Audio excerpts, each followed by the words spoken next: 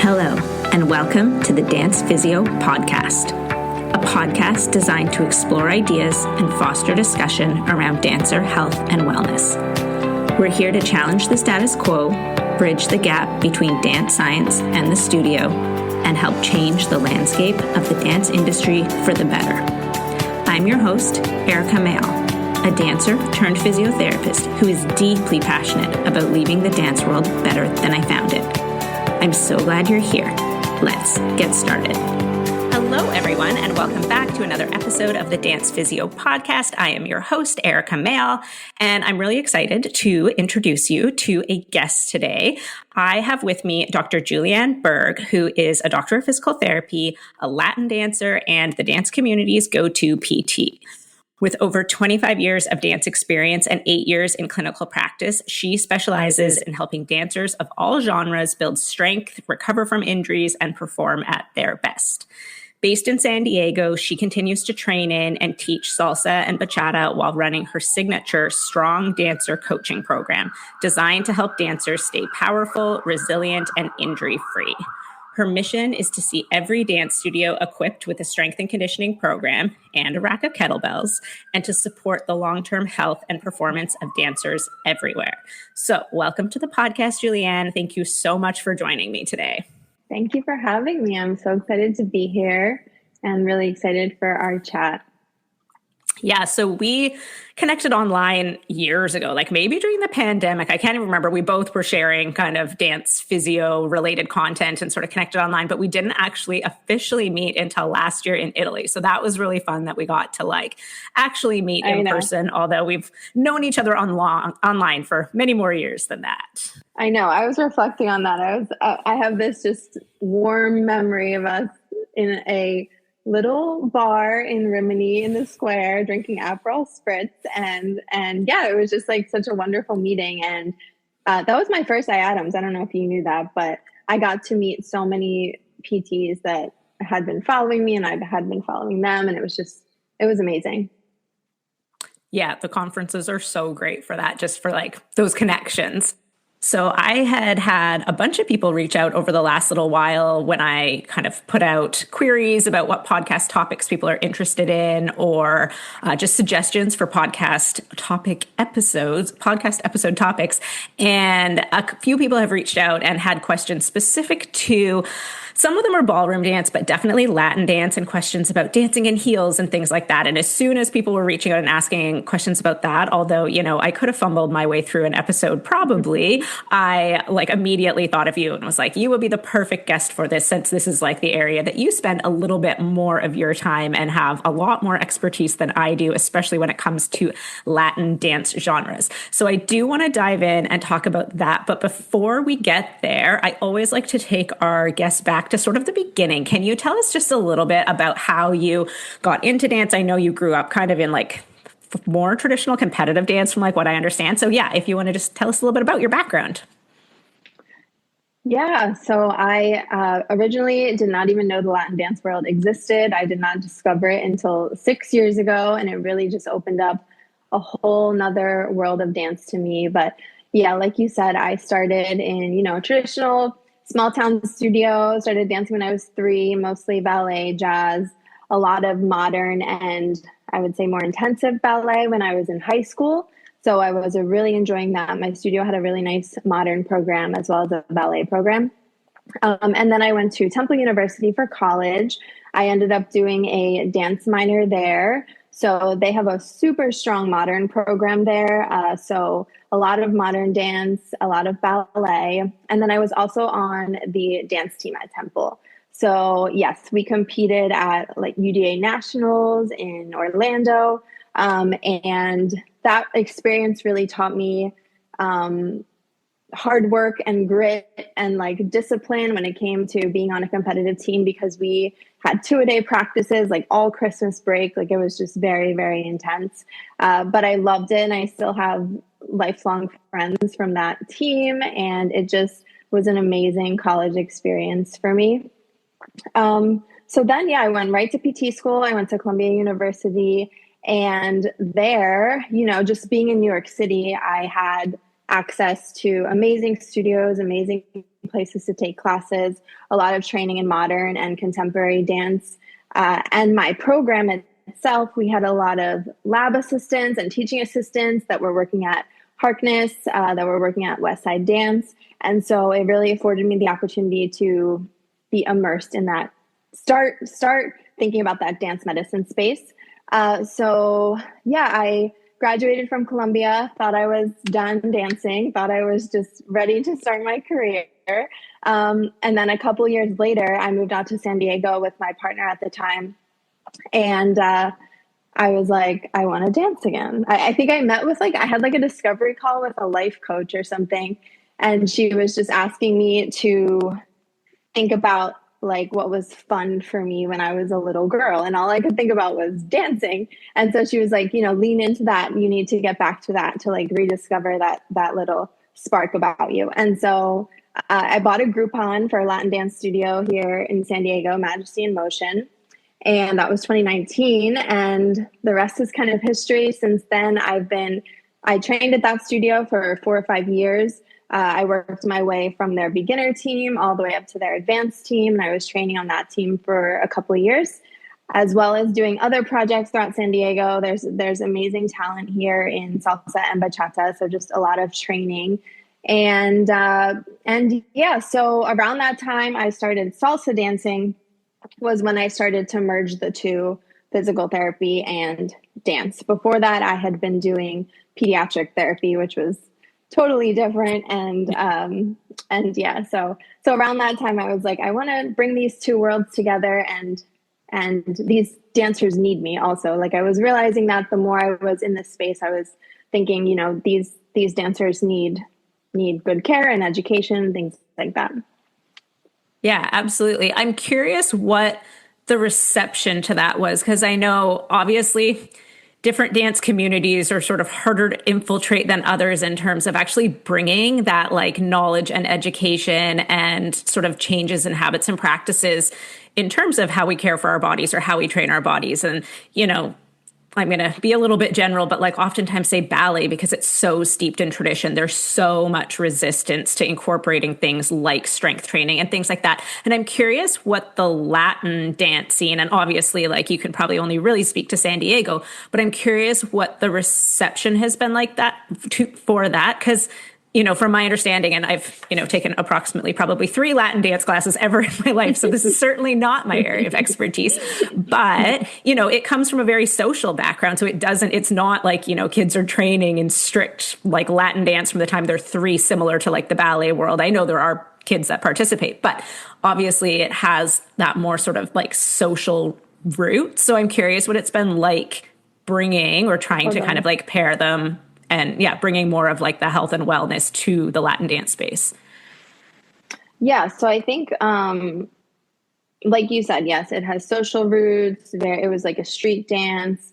And so I would say maybe, I don't know exactly the history of it, but I want to say in the 70s, 80s, it got brought into studios in New York City. And so it's relatively new in that they structured a street dance into a more studio, dance to teach.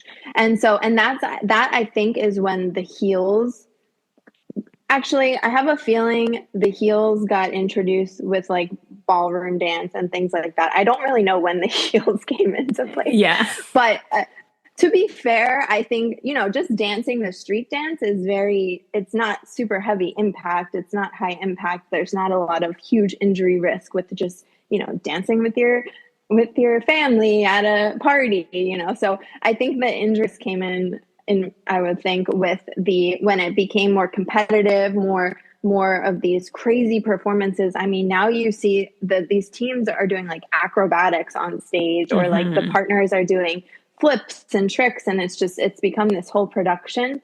But I didn't feel too much resistance, to be honest with you. I was lucky to my first director. She was very health and wellness minded. She herself did a ton of running and a ton of cross training. And so I just feel she's also like, she loves sports. So I feel like she was just very like athletic minded to begin with.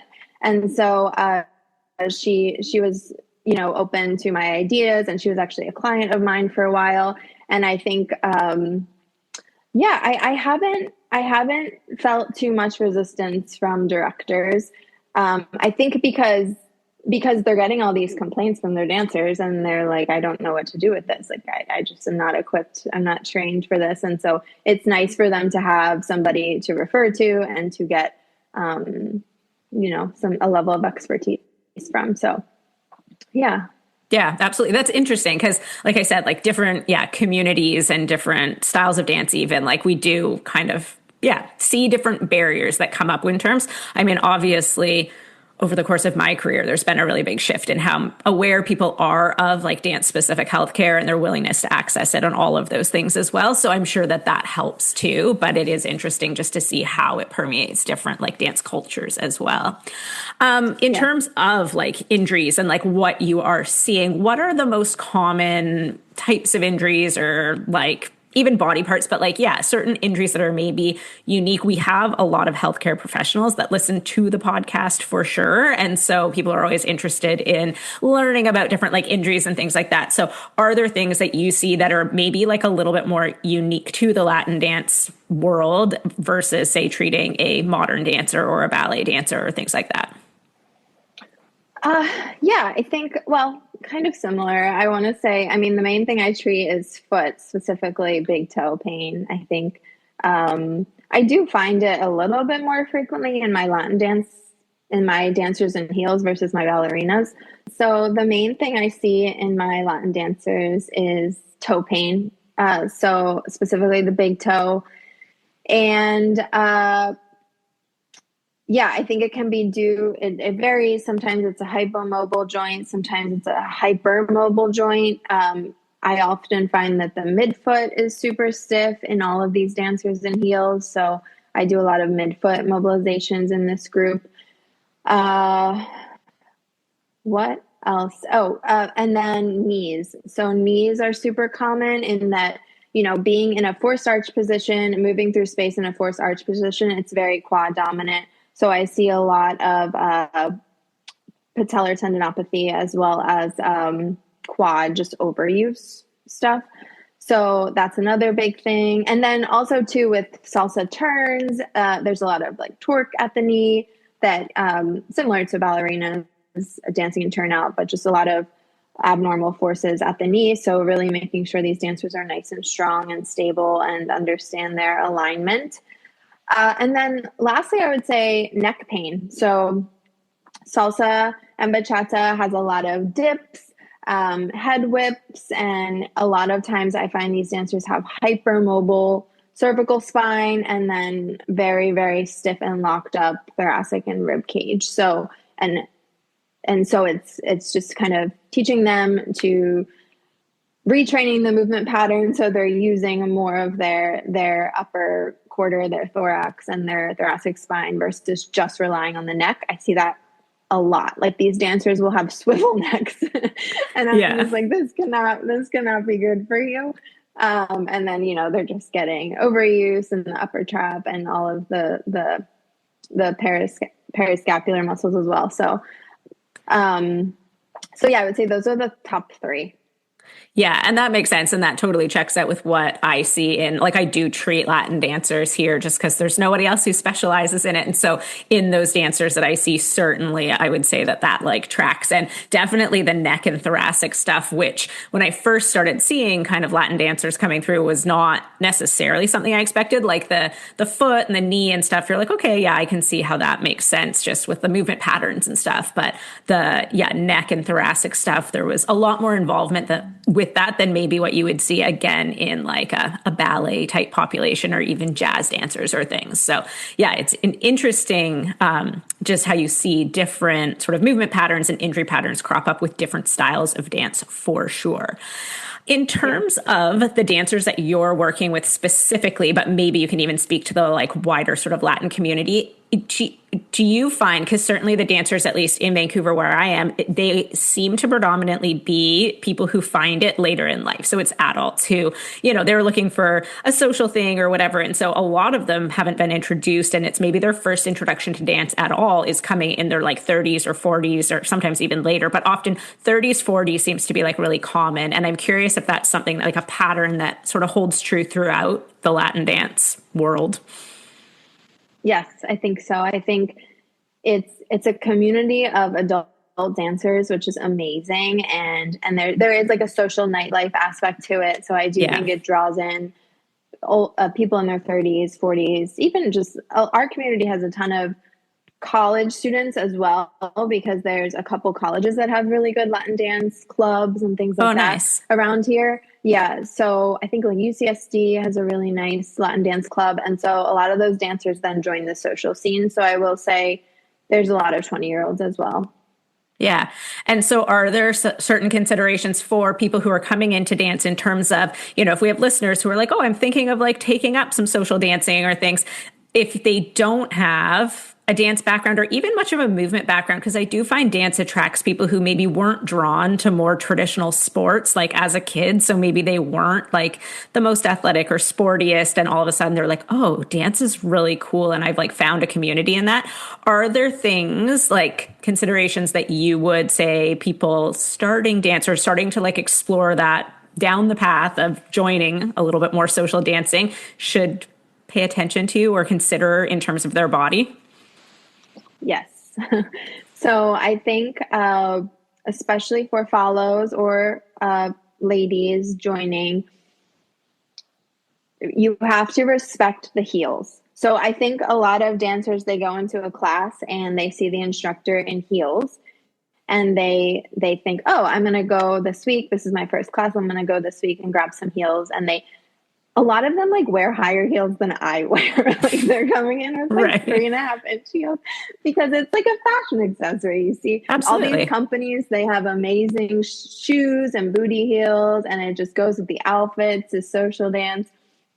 And I think a lot of the disconnect though is it's not coming from the instructor. So I feel they just see the instructor in heels and they're like, oh, I need to look like the instructor, and so therefore I'm going to go out and buy my heels. And I think in the ballroom dance community does a much better job of this, but there needs to be time spent, obviously, learning your technique, learning your fundamentals, even just gaining body awareness if, like you said, they're not a dancer by trade. And so doing that in flats, and there's tons of different types of shoes that have a 1 or less inch heel. So just getting like a Cuban heel or a 1-inch training heel, and using that instead of going straight for the 3-inch heel. And some people are smart about it. Like they will start with even a 2-inch and then go up. But even that, I would say just start with the flat shoe, the Cuban shoe, and train in that for a specific amount of time, and then slowly work your way up. And I think, again, that needs to come from the instructors, where it's like, yes, I'm in heels, but please start in flats. And then if you're interested in buying your first pair, please come and see me. And I think that in an ideal world, there would be, a PT assessment happening, just like there is starting to be in the point world. And, I think ballet does a nice job of that, working up to the point shoes. And it's very like, oh, I'm going to get my point shoes. And it's after all this training that you do. And I just think in the Latin dance world with the novice, more beginner dancers, they're just putting on the heels like first month. So that's a big issue that I see.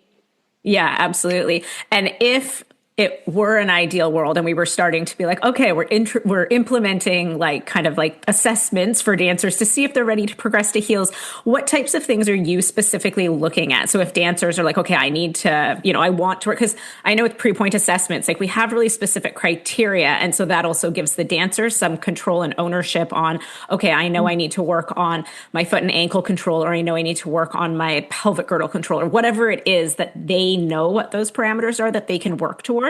But if we have a Latin dancer and they're like, okay, I'm a beginner, I'm going to be smart, I'm going to listen and not start heels right away, but I want to work towards that. What are the key markers that you're looking for, or things that you want to consider before you would say, yes, this dancer is going to be like appropriate to progress to heels? Yeah. So a couple things. So big toe extension to 90 degrees is one of my screeners for these dancers. Um, Full dorsiflexion. So, just making sure they have a nice lengthened calf and they're not coming in with some calf shortness. Um, Strength screen. So I definitely screen glutes, quads, glute med, glute max, core, calf complex, just for general strength in these dancers. Um, Balance. So just making sure that they have age appropriate balance. They can stand on one leg with eyes closed 30 seconds, something like that as a screener. Yeah. Yeah. And I'm trying to think and then I think it's just, I tell everybody, you need to be strength training a couple times a week outside of the studio, especially once you get to the intermediate advanced level, and also having a very established foot mobility routine, because the heel just like locks up your foot. Just dancing in that, you have no foot articulation. And so just having time and knowing what to do post class or rehearsal to like self mob your foot. And for me, I always recommend toe spacers for an hour a day for these dancers. Yeah, absolutely. And it's such a good point because, similar to point shoes, again, there seems to be like a lot of parallels between ballet and Latin in that sense, just like with the heels, but similar to point shoes, like they are not great for our feet. And we know that. And, there are companies who are trying to make them better. And I'm sure there are companies that are trying to make Latin heels that are slightly better for your feet or whatever. But at the end of the day, like they don't allow your foot to function in the most efficient way. And so if we are going to be using these, and whether it's point shoes or whether it's heels, it is really important to understand why they're not necessarily like the best for our feet, and then make sure that you're spending time outside of those shoes taking care of your feet, because we're not going to change them. We're not just going to be like, oh, they're bad for our feet, let's not, dance in heels or whatever. It is part of the dance. But I think that's such a good point, because we talk about it so much with dancers dancing on point, but I don't think we necessarily give it the same attention.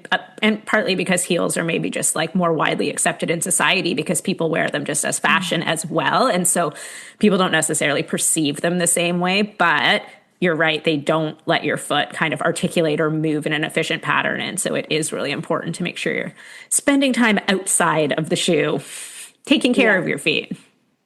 Yes. And I think I was shocked that IADMS, there wasn't a lot of heels representation. My colleague Dana and I were talking about, doing some research studies and just, getting a cohort of people together that we can screen, because, it's just not represented, which is kind of surprising because ballroom is a relatively older form of dance. And so you would think there would be a little bit more from the ballroom side of things, but I was really shocked. Yeah. And there's definitely like at IADMS. So IADMS, for any of the listeners who aren't aware, is the International Association for Dance Medicine and Science. And they put on a big annual conference every year. And I will say, since I've been going for a lot of years, I think my first conference was in 2008, there is often themes that are like unofficial themes, but they'll just get like collections of like, presentations. So there sometimes will be a year where you're like, oh, there's a lot of stuff. And I feel like last year there was a lot of stuff on hypermobility, and there was a lot of stuff on, there was something else last year that was a big one. Oh, like I think just like neurodiversity within like dance population. So there'll be things that kind of come out where you're like, oh, interesting that there was like a lot of stuff on that one topic. And so I think there has been years where there has been more representation from heels, but then you're right. Other years you're like, there's nothing. So it is interesting. And I do think it's an area of dance that probably, doesn't get as much attention as it should. But I do know there has been some ballroom stuff in the past and some stuff with heels. But we could absolutely do with more, just like everything in dance. It's like we need more research. I think this is one area for sure. I just want to circle back. You sort of mentioned recommending to your dancers to be strength training outside of their dance, like a few times a week. And I mean, first of all, I would love it if you would tell us a little bit about your kind of strength program that you offer for dancers, but also if we have people who are already strength training or, want to start or whatever and don't necessarily want to follow a specific program, In terms of that strength training that you're recommending Latin dancers do you feel like it has to look different than sort of just like a generalized, well-rounded strength program in terms of, if somebody is like, oh, well, I already go to the gym and I follow kind of a full body workout routine, is that sufficient, do you think? Or are there sort of key areas or key things that maybe are unique to Latin dancers that they need to make sure they're incorporating? Yeah, that's a great question. I think, full body strength is definitely going to be sufficient in that you're working every muscle group a couple times a week, typically. I think adding in more single leg variations is always what I recommend. So single leg deadlifts, single leg sit to stand, step ups, a lot of lunge variations, single leg press, because you're constantly weight shifting in dance. So being on two legs you're never really there. Yeah, absolutely. And so adding in a lot of single leg variations. And then I would say dancers probably need, or Latin dancers in heels probably need more quad strength than other dancers, just because of that forced starch anteriorly shifted position. And so just working the quad a little bit more than your average strength training program would.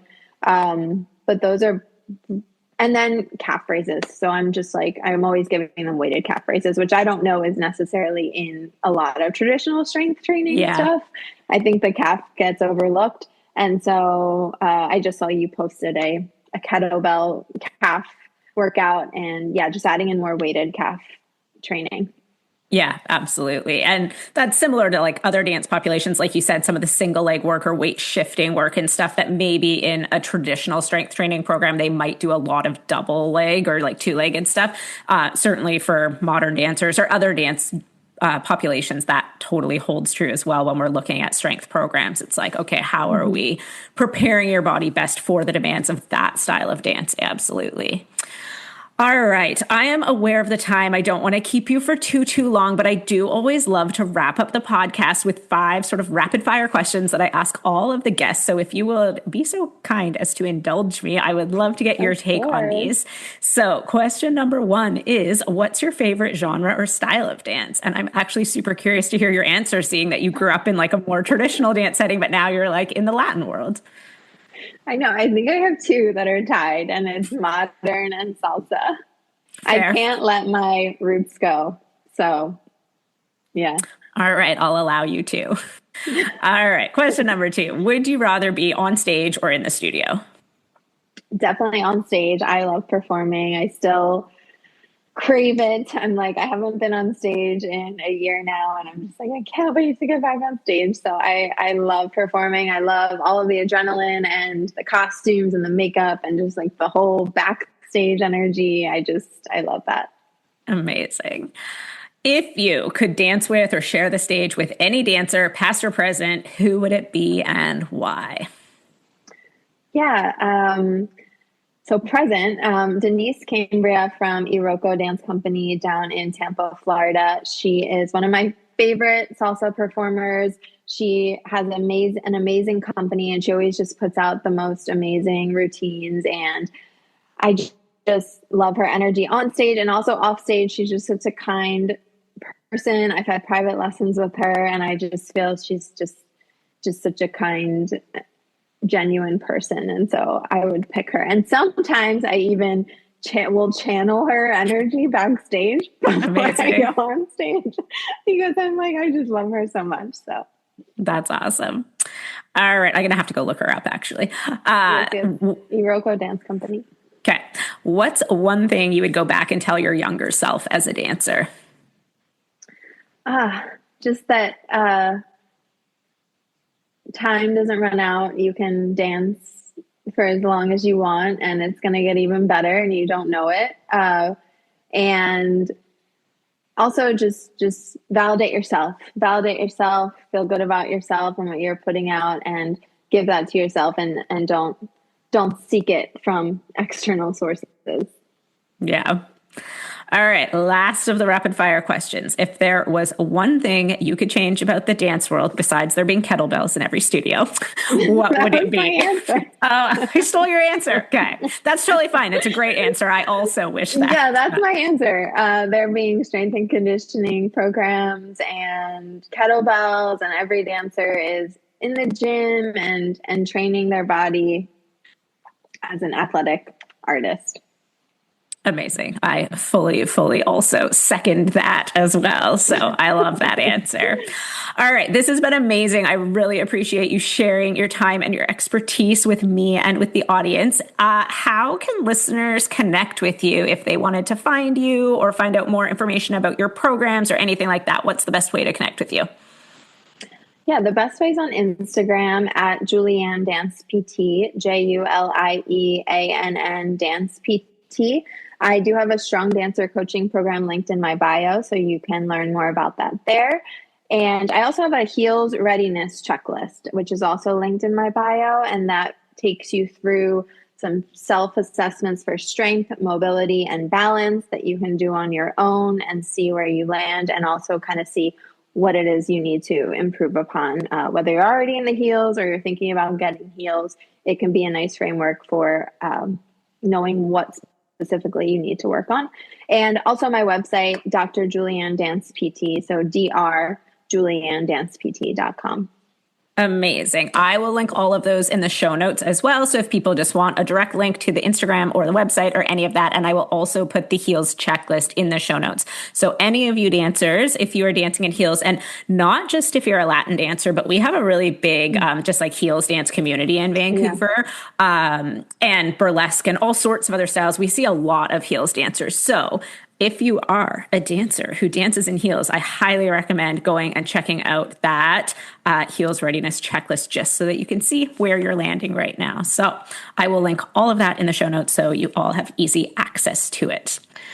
This has been amazing. It's been really, really fun to chat with you again, but also just to learn a little bit more about the Latin dance community. Because like I said, I've taken perhaps 3 classes total over the course of my lifetime, but it is certainly not a community that I'm really immersed in. So I really appreciate you sharing your expertise, and I've kind of been inspired to go and take another class at some point. So I'm going to have to go and look for a salsa class or something. Yes, exactly. So I really appreciate you spending your time and sharing your expertise.